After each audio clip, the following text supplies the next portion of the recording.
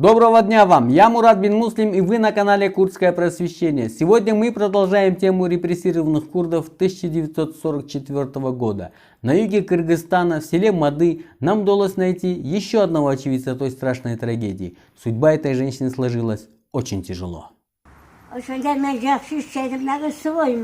Меня зовут Памбух Дурсунова. Мне 91 год. Своего отца я не видела. Мне было примерно лет 5, когда маму, бабушку, брата, сестру и меня, нашу семью из 5 человек, репрессировали. Вскоре брат с сестрой заболели и умерли, потом и бабушка умерла. И остались мы с мамой одни. Время шло, мама работала, кормила меня. Потом и она тяжело заболела. Я тогда училась в 7 классе, и мне пришлось бросить школу и выйти на работу. Мы многое вытерпели. Было очень тяжело. Но потом нам помогли.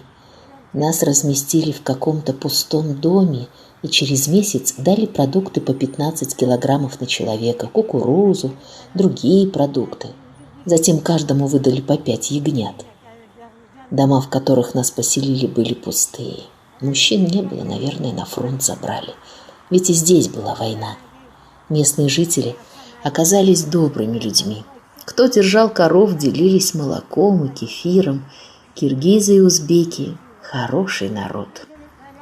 Иногда они звали нас в гости и варили мучную похлебку. Это мука, разведенная водой. Так мы все и кормились. Много трудились.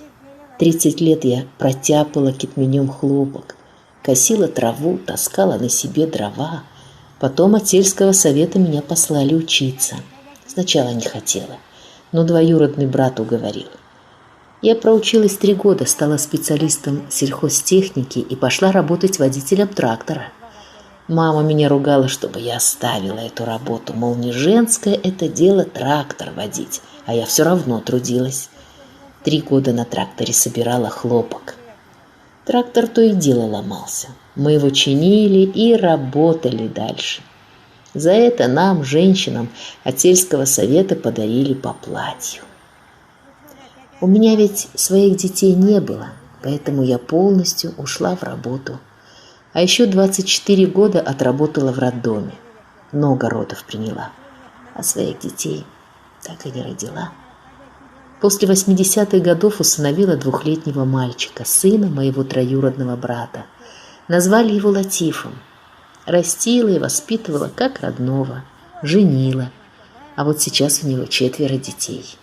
Но тут в семье этой женщины случилась еще одна трагедия. Латиф, как и многие односельчане, из-за тяжелого социального положения уезжает в Россию на заработки, где получает травму и приезжает оттуда уже инвалидом. Травма, полученная в голову, дала свои последствия. Латиф перестал разговаривать, перестал понимать реальность и вскоре скончался. И осталась вдова с 4 детьми и бабушкой.